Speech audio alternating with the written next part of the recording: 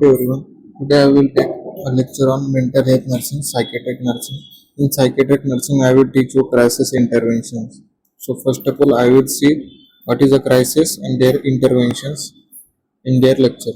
So first of all, I will see that the introductions of in crisis intervention. Any stressful situation can be precipitate a crisis. Stressful situations are a part of everyday life. Crisis resulting in a disequilibrium from which many individuals are required for assistance to recover. So crisis हे म्हणजे stressful situations crisis असतात sometimes something new in your life. So that is your also crisis. So what you will be suffering from this the stressful event. So this is a finding of the crisis. So suppose someone is not getting a job in any better company. So this one people also suffering from the crisis. Okay, like this financial condition is to be poor. He is not getting to married. Okay, so this situation is also including in dental crisis. So crisis it is a situations stressful situations can precipitate a crisis like that the crisis. So stressful situation is the part of everyday life. So some all our people will be situation are that the stressful situation in your life. So suppose someone is not success early, or someone is to not getting married, or someone is not getting a good job, someone is not getting to pass in exam. So this one is also stressful situation is every part of your life, every day in your life. So crisis resulting in a disequilibrium from which of many individuals are require assistance to recover. So crisis हे काय resulting from the डिसिक्विलिब्रियम आहे. So जे की many of individuals persons मध्ये आपण assist करू शकतो आणि त्याला रिकवर करू शकतो आपल्या लाईफमध्ये. सो आपण डेफिनेशन बघणार आहे. सो क्रायसिसची काय डेफिनेशन आहे? A sudden event that offers in one's life which is disturb the individuals hemostasis and unusual coping mechanisms will not be solve the problem. Second one definitions crisis is a subjective experience in which old ways of doing things no longer assure success and survival. Definition first मध्ये आपण बघणार आहे sudden event ज्या वेळेला once life मध्ये एखाद्याच्या life मध्ये होतोय. Sudden event suppose someone is sick, very six, severe sickness असेल कोणाला, किंवा someone is not someone is pass away from his family. Okay, so त्यामुळे काय होणार की क्रायसिस त्यांच्या फॅमिलीवरती येणार. सो क्रायसिसला आपण कसं कोपअप करणार, क्रायसिसचे काय इंटरव्हेन्शन्स आहे, आपण या ठिकाणी सॉल्व्ह कशी करणार प्रॉब्लेम्सला, ते आपण या ठिकाणी या लेक्चर्समध्ये बघणार आहोत. So crisis is a subjective experience in which the old ways of doing things no longer assure success and survival. Second one definitions crisis is a subjective experience in which old ways of doing things no longer assure success and survival. Suppose someone is family member is not there, or someone is passing to on his life. So this one crisis is also depend on their family members. तर मग त्यांचे family मेंबर्सवरती crisis हा situation बेसनुसार होणार. So हे आपण ह्या दोन डेफिनेशन मध्ये बघितलेले. So definitions of crisis is a state of disequilibrium resulting from the interactions of an event with the individuals of or family's coping mechanism which are inadequate to meet the demand of the situations combined with the individuals or the family perception of the meaning of the event.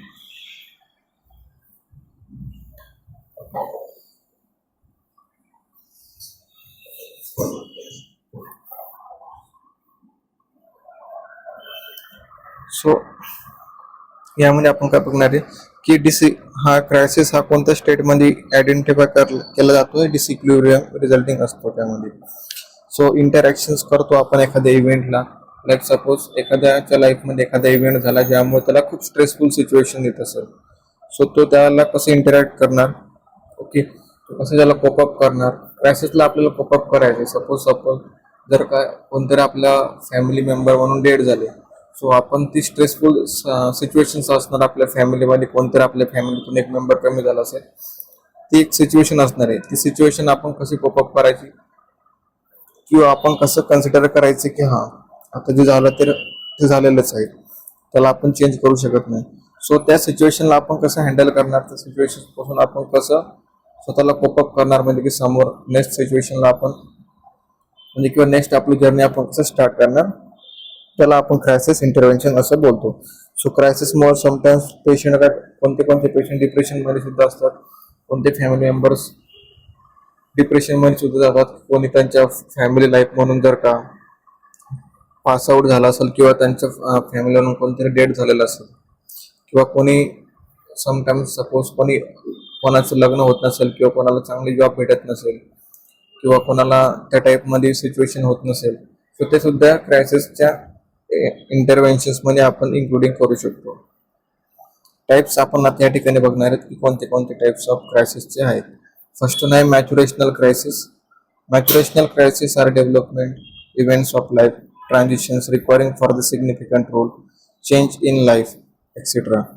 मॅच्युरेशनल crisis जे आहे ते development होते for the life transitions. Suppose life change होणार त्या crisis पासून, त्याला आपण maturational crisis असं कन्सिडर करतो. एक्झाम्पल आपण या ठिकाणी बघू. Entering to married life. Suppose जी पण फिमेल पर्सन आहे ती एंटरिंग करते समोरच्या हाऊसमध्ये किंवा एंटरिंग करते त्यांच्या मॅरिड लाईफमध्ये. Becoming a parent. सपोज कोणी पॅरेंट असेल बट ते are not well settle properly. तर beginning the menopause in during the age of 45 or 50 years. Parenthood असेल त्यामध्ये सुद्धा हे मॅच्युरेशनल क्रायसिस हे प्रत्येकांना येतातच. हे नॉर्मल क्रायसिस मध्ये आपण कन्सिडर करतो, त्याला आपण नाव का दिलेलं आहे मॅच्युरेशनल क्रायसिस. सिच्युएशनल क्रायसिस म्हणजे काय? Situational crisis is one of that is precipitated by the situational crisis is one of this is precipitated by an unanticipated stressful event, the event that creates disequilibrium by the threatening one's sense of the biological, sociological and the psychological integrity. Example like unwanted pregnancy, medical problems, terminal illness or divorce. So हे situational crisis आहे जे की प्रत्येकाच्या लाईफमध्ये at the time of सिच्युएशननुसार येतात. Suppose कोणाला तरी unwanted pregnancy होत असेल, झालेलं असेल, त्यावेळेला ते क्रायसिस होणार.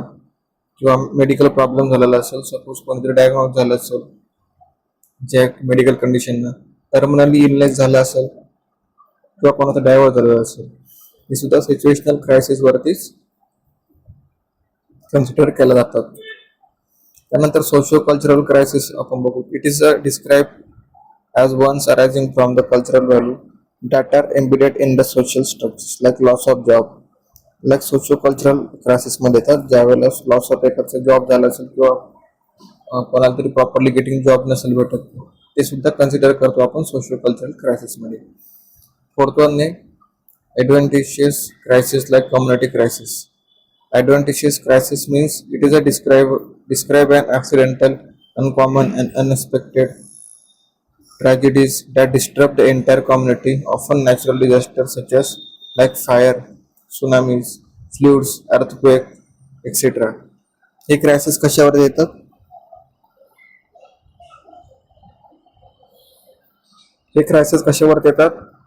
ॲडव्हेंटिशियस किंवा कम्युनिटी क्रायसिस आपल्याला असं बोलतो. म्हणजेच की वन पीपल सफरिंग नाही करत, नंबर ऑफ पीपल त्यामध्ये सफरिंग करतात. जसं की कम्युनिटी पीपल असेल, एखाद्या ठिकाणी फायर झाला असेल, सुनामी आला असेल, फ्लड्स झाला असेल, अर्थक्वेक झाला असेल, तर त्यामुळे काय करणार? डिस्टर्बन्स होणार, त्यांची जे होम आहेत ते डिस्टर्ब होणार, त्यांची नॉर्मल जी डेली लाईफ लिव्हिंग होती त्यामुळे डिस्टर्बन्स येणार, म्हणून त्यांना क्रायसिस हे त्यांच्यावरती स्टॅब्लिश होणार.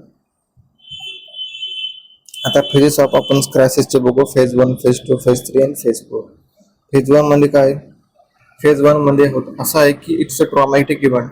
त्यावेळेला सपोज कोणीतरी डेथ झालं असेल फॅमिलीवर, सो इट्स अ ट्रॉमा भेटणार त्यांना, की ट्रॉमॅटिक इव्हेंट त्यांच्या लाईफमध्ये असणार की असं कसं का झालं अचानकच ना. सो इनिशियली काय होणार? त्यांच्यामध्ये एक अँझायटी फॉर्मेशन होणार. अँझायटी फॉर्मेशन झाल्यानंतर इंडिव्हिज्युअली फॅमिली प्रॉब्लेम ते सॉल्व्ह करण्यासाठी अटेम्प्ट करणार, त्यांचं रिड्यूस करायला लागणार स्ट्रेस, स्वतःचा स्ट्रेस कमी करायचा प्रयत्न करणार. So coping mechanism are not effective, individuals move to second stage. ज्यावेळेला कोपिंग मेकॅनिझम हा इफेक्टिव्ह नाही होत इंडिव्हिज्युअली प्रत्येकाला मुव्हिंग करण्यासाठी सेकंड स्टेजमध्ये. सेकंड स्टेज आपण या ठिकाणी बघू.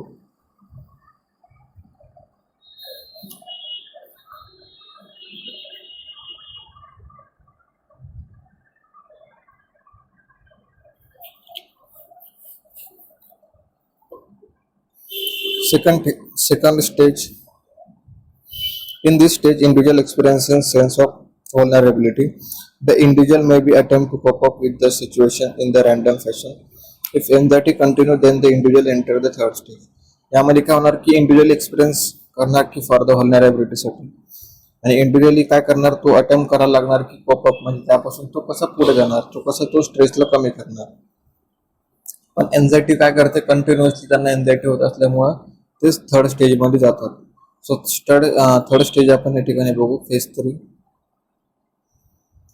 Redefinitions of the crisis is attempt and the individuals is the most amenable to assistance. In this phase, the new problem solving measures may be also affect situations. If a problem solving is not a successful, further disorganizations occurs and individuals enter into the last stage. यामध्ये काय होणार की redefine नाही करू शकणार स्वतःचं redefine करायला लागणार स्वतःचं क्रायसिस इंटरव्हेन्शन अटेम्प्ट करणार इंडिव्हिज्युअली असिस्ट करणार एकमेकांसोबत किंवा त्या फेजमध्ये काय न्यू प्रॉब्लेम जर सॉल्व्ह कसा करता येईल त्यावर त्या सिच्युएशनवरती आपण कसं पुढे जाता येईल ते या फेजमध्ये ते करतात. आणि जी फोर्थ जी लास्ट वाली स्टेज आहे ती सिव्हिअर होती आणि पॅनिक लेवलला अँझायटी त्यामध्ये होते. With profound the cognitive and the emotional and the psychological changes may be occurs. त्यांच्यामध्ये इमोशनल चेंजेस होणार सायकोलॉजिकल चेंजेस होणार आणि कॉग्निटिव्ह चेंजेस सुद्धा होणार. Refer to further treatment resources is the necessary. मग त्या पर्सनमध्ये काय व्हायला लागतं की फर्दर ट्रीटमेंटची त्या पर्सनला गरज असते. आता साइन अँड सिम्पटम्स आपण बघू क्रायसिसचे काय काय. एन्झायटी होणार डिप्रेशन्स होणार एजिटेशन्स होणार अँगर होणार गिल्टी फील होणार हेल्पलेसनेस फील करणार आणि होपलेसनेस फील करणार पॅनिक सडन होणार अनकंट्रोलेबल त्यांचा फिअर असणार एन्झायटी होणार लो सेल्फ इस्टीम ते असं वाटणार आहे त्यांना ते त्यांच्यामध्ये काहीतरी कमी ते पुढे जाऊ शकणार नाही लवकर असं त्यांना फील होणार. अनकंट्रोल ऑफ क्राईंग ते प्रॉपरली अनकंट्रोल करणार त्यांच्या क्राईंगला कारण की ते कुठे पण क्राय करू शकतात. फ्रस्ट्रेशन त्यांना होणार डिस्ट्रेस त्यांना होणार अल्टर सनरिझम त्यांच्यामध्ये होणार अनहेल्दी कॉपिंग वेज त्यांच्यामध्ये होणार डिसऑर्गनाइज थिंकिंग त्यांच्यामध्ये होणार इम्पेअर्ड जजमेंट ते प्रॉपर जजमेंट करू शकणार नाही. सायकोलॉजिकल इलनेस और फिजिकल इलनेस त्यांच्यामध्ये होणार. नॉट इनिशिएट करणार ते लॅक ऑफ सेल्फ कंट्रोल त्यांच्यावर त्यांचा कंट्रोल नसणार. Impairment of judgement in change in their life and त्यांच्या लाईफस्टाईलमध्ये सुद्धा चेंजेस होणार. हॅल्युसिनेशन्स त्यांना होणार जे किंवा त्यांच्या घरातला डेट झाला असेल पण त्यांना त्यांचा आवाज यायला लागणार किंवा ते त्यांना दिसणार असं त्यांना हॅल्युसिनेशन्स होतं. डेनियल होणार आणि विड्रॉवल होणार. आता इंट्रोडक्शन बघू आपण क्रायसिस इंटरव्हेन्शन मध्ये आपण कसं त्यांना इंटरव्हेन्शन करू शकतो. Crisis intervention is a technique to use the help and individual और family to understand and cope up with the intense feelings that are the typical of the crisis. Crisis intervention काय आपण intervention म्हणून त्यांना help करतोय cope up करायला किंवा जे तुमच्यासोबत झालेले आहे ते तुमच्या हातात नव्हतं त्यांना असं सांगण्यासाठी किंवा आता जे झालं ते झालंय पण तुम्ही नेक्स्ट काय करणार ते तुमच्या हातामध्ये आहे. आपण त्यांना जस्ट आयडिया द्यायची त्यांना थोड्याशा आपण त्यांना मोटिवेट करायचं क्रायसिस इंटरव्हेन्शन्स म्हणून आपण त्यांना केअर सुद्धा प्रोव्हाइड करायची. Aims of crisis interventions like to provide a correct cognitive perception of the situation. ते काय प्रोव्हाइड करतात करेक्शन करायला लावतात किंवा करेक्ट करतात त्यांचे परसेप्शनल थॉट्स असेल कॉग्निटिव्ह थॉट्स असेल आणि सिच्युएशन असेल त्यांच्या. To assist the individual in managing the intense and the overwhelming feelings associated with the crisis, to resolve the crisis situation and return a pre-crisis level of the functioning. त्यांचे जे आपण problems आहेत solve करायला आपण त्यांना help करायची नर्सेसची help आपण important आहे. लाईक दॅट त्यांना प्रॉपरली केअर प्रोव्हाइड करायची फॉर द कोप करण्यासाठी.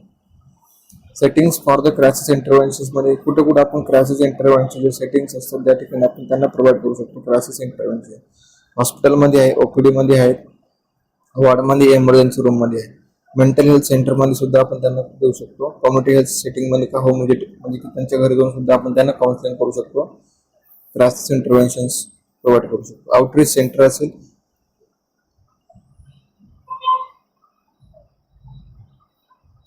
लाईक टेलिफोनिक काउन्सिलिंग असेल टेलिफोनवर आपण त्यांना काउन्सिलिंग करू शकतो. सुसाईड प्रिव्हेन्शन आणि क्रायसिस इंटरव्हेन्शन सेंटर असेल स्कूल असेल ऑफिस असेल प्रायव्हेट प्रॅक्टिस असेल या ठिकाणी आपण त्यांना क्रायसिस इंटरव्हेन्शनसाठी ही सेटिंग्स आहेत त्या ठिकाणी आपण त्यांना क्रायसिस इंटरव्हेन्शन पासून कोपअप करायला हेल्प करतो. आता इंटरव्हेन्शन बघू आपण. फर्स्ट वन काय, assessment of situation. Second one आहे definition the event. Develop a plan for action. आपण काय करतो, असेसमेंट करतो त्या पर्सनची, त्या सिच्युएशनची, म्हणजेच की मिनिंग काय आहे सिच्युएशनचा, प्रॉब्लेम काय. ओके, त्या आपण या ठिकाणी identify of the problem and the people involve. किती पीपल त्यामध्ये इन्व्हॉल्व आहे आणि किती आणि प्रॉब्लेम काय तो आपण त्या ठिकाणी आयडेंटिफाय करणार आहे. सपोर्ट करणार फॉर जे पण आपल्याकडे अवेलेबिलिटी असणार आहे फॉर द इन गिफ्ट पर्यंत, की त्यांना प्रॉपरली इंडिव्हिज्युअली आपण त्यांना गाईड करणार आहे किंवा काउन्सिलिंग करणार आहे. असेच करणार आपण त्यांच्या स्ट्रेंथ, त्यांच्या लिमिटेशन्स किती आहे आणि त्यांच्या फॅमिली मेंबरमध्ये किती मेंबर आहे, किती मेंबर हे सफर करत आहे क्रायसिसमध्ये, ते आपण या ठिकाणी असेसमेंट करणार आहे. Define the event. आपण काय आयडेंटिफाय इव्हेंट करणार आहे की कोणत्या इव्हेंटमुळे त्यांना क्रायसिस त्यांच्यामध्ये झालेला आहे. ठीक, मग त्या क्रायसिसमुळे मग तुम्ही कसं कोपअप करणार, आपण त्यांना हेल्प करणार आहे. इन डिटेल आपण त्यांचं इन्सिडेंट आपण त्यांच्याकडून कलेक्ट करणार आहे आणि प्रॉपरली त्यांना आपण एका फॅमिलीमध्ये पूर्ण टोटल फॅमिली असेल, सो आपण त्यांना पूर्ण फॅमिली सोबत आपण त्यांना क्रायसिस इंटरव्हेन्शन देऊ शकतो. डेव्हलप करणार आपण प्लॅन. आता आपण इव्हेंट पण बघितला, असेसमेंट पण केली सिच्युएशनची. आता आपण काय डेव्हलप करणार प्लॅन, की आपण त्या प्लॅननुसार जाऊन त्यांना क्रायसिस इंटरव्हेन्शन देणार आणि कोपअप करायला लावणार स्ट्रेसफुल इव्हेंट पासून. सो आपण काय करणार, जे पण विक्टिम आहे म्हणजे जे की फॅमिली मेंबर्स आहे किंवा फॅमिली इंडिव्हिज्युअल असेल, सो त्यांना आपण काय करणार, असोसिएट करणार त्यांच्यासोबत क्लोजली. ऍक्टिव्ह इन्व्हॉल्वमेंट आपण त्यांच्यासोबत दाखवणार आणि त्यांच्यासोबत प्लॅन ऑफ ऍक्शन आपण त्यांच्यावरती करणार. म्हणजेच काय, आता ज्यावेळेला एक फॅमिली आहे, सो फॅमिलीमध्ये 2 to 3 मेंबर्स आहे. सो 2 to 3 मेंबर्समध्ये स्ट्रेसफुल इव्हेंट असेल, सो आपण तिथे जाऊन त्यांना मोटिवेट करायचा, पॉझिटिव्ह एनर्जी त्यांच्यामध्ये थोडीशी डेव्हलप करायची. हा आपला प्लॅन ऑफ ऍक्शन असणार आहे. सो आपण त्यांना थेरपीज प्रोव्हाइड करू शकतो, लाईक ग्रुप थेरपी असेल, फॅमिली थेरपी असेल, फर्दर रिड्यूस करण्यासाठी त्यांची एन्झायटी असेल, त्यांचं स्ट्रेस असेल. सो आपण त्यांना थेरपीमध्ये काय प्रोव्हाइड करू शकतो, सिम्पल आणि क्लिअर इन्फॉर्मेशन प्रोव्हाइड करणार. ज्यावेळेला टाइम असेल त्यावेळेला इन्स्ट्रक्शन प्रोव्हाइड करणार for the written down. The victim may be not able to retain all the information. जर का आपण सपोज जर का सम पेशंट इज डिफिकल्टी त्याला हिअरिंगची, सो तो नाही ऐकू शकत प्रॉपरली आपलं, सो आपण त्याला रिटर्न येण्यासुद्धा त्याला सांगू शकतो. सेकंड वन इंटरव्हेन्शन्स मध्ये आपण बघणार आहे step of victim in managing the intense feeling, like helping the individuals to be aware of the feeling, help the individuals to attain the mastery over the feeling. Helping the individual to be aware of the feeling. Identify करणार आपण त्यांच्या feelings, त्यांचे first step of काय handling कसं करू शकतो आपण त्यांना, ते अप्रोप्रिएट आपण त्यांच्यासोबत कम्युनिकेशन टेक्निक प्रोव्हाइड करणार किंवा कम्युनिकेट करणार त्यांच्यासोबत. त्यानंतर आपण त्यांना काय ऑब्झर्व करणार, त्यांच्या व्हर्बल कम्युनिकेशन, त्यांचे नॉन व्हर्बल कम्युनिकेशन, त्यांच्या फॅमिलीमध्ये. Help the individuals to attain the mastery of the feeling.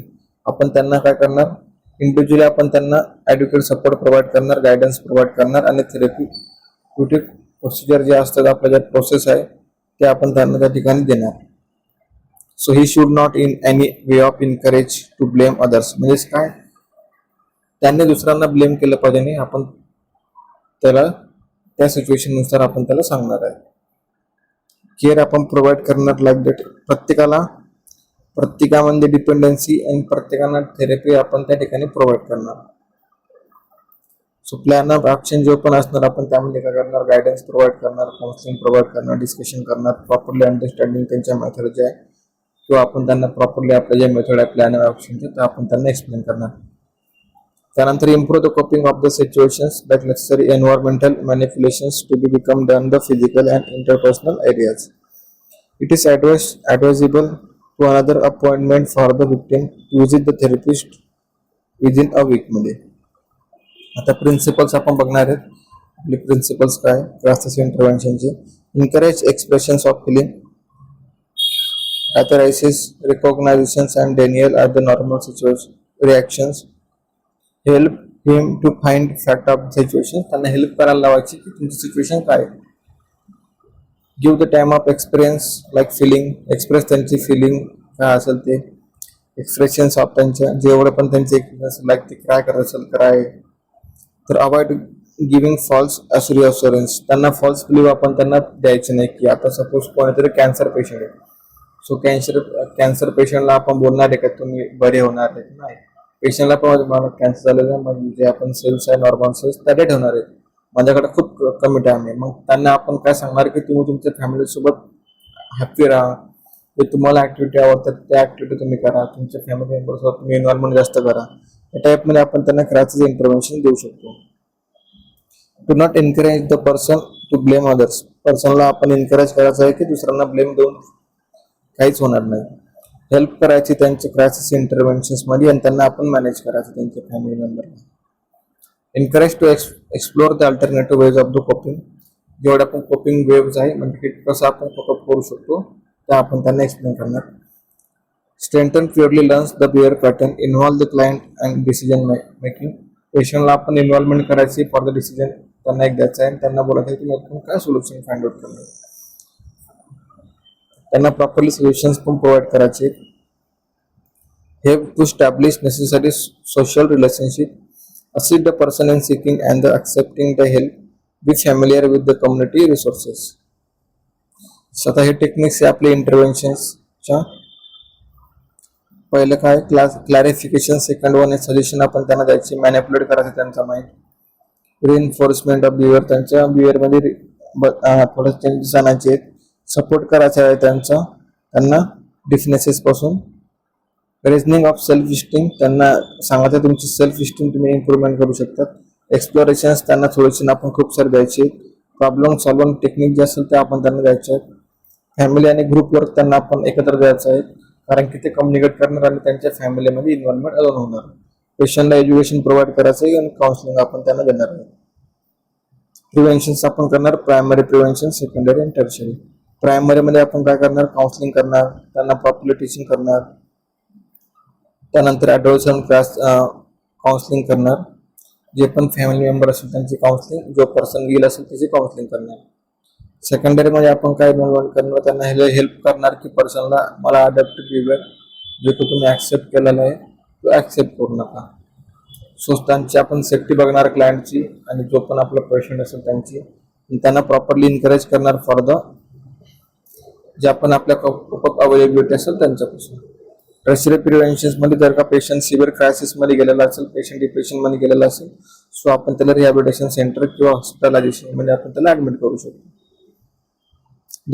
The role of nurse in the crisis interventions मध्ये आपण असेसमेंट करणार. असेसमेंट मध्ये आपण काय करणार, इव्हेंट काय आहे, ओके, सिच्युएशन्स काय होती, प्लॅन ऑफ ऍक्शन काय, आपला स्ट्रेंथ ऑफ आणि विकनेस काय फॅमिली मेंबरची आपण ते बघायचं. नर्सिंग डायग्नोसिस आहे या ठिकाणी तुम्ही नर्सिंग केअर प्लॅन मध्ये हे राईट डाऊन करू शकता. प्लॅनिंग आहे आपल्या फेजनुसार हे प्लॅनिंग दिलेलं आहे त्या ठिकाणी, जे की तुम्हाला एवढं इम्पॉर्टंट नाही. ग्रीफ हा आपल्याला इम्पॉर्टंट आहे. ग्रीफ म्हणजे काय, grief is a subjective state like emotional, physical and social response of the loss of a value entity. Suppose कोणीतरी जी व्हॅल्युएबल एंटिटी म्हणजे व्हॅल्युएबल आपली गोष्ट आहे ती आपण लॉस केली, किंवा आता माझ्या एखाद्याच्या घरामध्ये एखाद्याचे पॅरेंट्स आहे, ते पॅरेंट्सची डेथ झाली, सो ती ग्रीफ मध्ये कन्सिडर होणार. लाईक मग त्यामध्ये काय काय होणार, फिजिकली स्वतःला हार्म करायचे प्रयत्न करणार, सोशल रिस्पॉन्स कमी देणार, त्यानंतर इमोशनली क्राय करणार.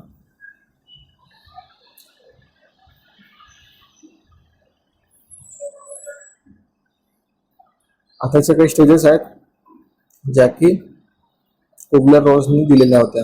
आपण ते स्टेजेस बघू. First stage, second stage, third, fourth आणि फिफ्थ अशा 5 आहेत. फर्स्ट वन म्हणजे काय, डॅनियल, नॉट ऍक्सेप्टन्स.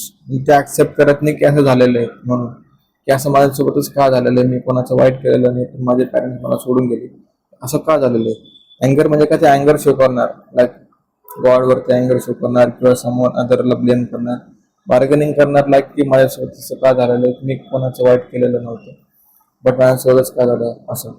डिप्रेशन मध्ये जाणार, म्हणजे की डिप्रेशन स्टेज मध्ये जाणार की म्हणजे मी कोणाचंच वाईट केलेलं नाही पण माझंच वाईट झालं, म्हणजे की मीच चांगला व्यक्ती नाही असं ती स्वतःला मानणार आणि डिप्रेशन मध्ये जाणार. आणि लास्ट स्टेज जे असते ते ऍक्सेप्टन्स, आता जाऊया ते झालं ते झालंय, पण यापुढं जे माझे पॅरेंट्स मला सोडून गेले मी त्यांच्या नावाने काहीतरी स्टार्टअप करेल किंवा त्यांचं नाव मोठं करेल. ह्या स्टेजेस असतात. Maladaptive grief response like prolonged response, like intense of preoccupations with the memories of the lost integrity of the many years after the loss has occurs. Delay और इनहिबिशन्स रिस्पॉन्स, हे तुम्हाला एवढं इम्पॉर्टंट नाही आहे.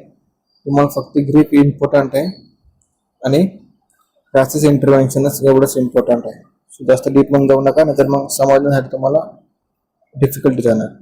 ओके, आज आपण बघितले क्रायसिस इंटरव्हेन्शन, त्याचे टाइप्स बघितले, जे साइन अँड सिम्पटम्स, आणि आपण प्रिव्हेन्शन बघितले. ओके, आणि ग्रीफ हा बघितला आपण. सो या ठिकाणी आपलं लेक्चर संपलेलं आहे. Thank you so much for your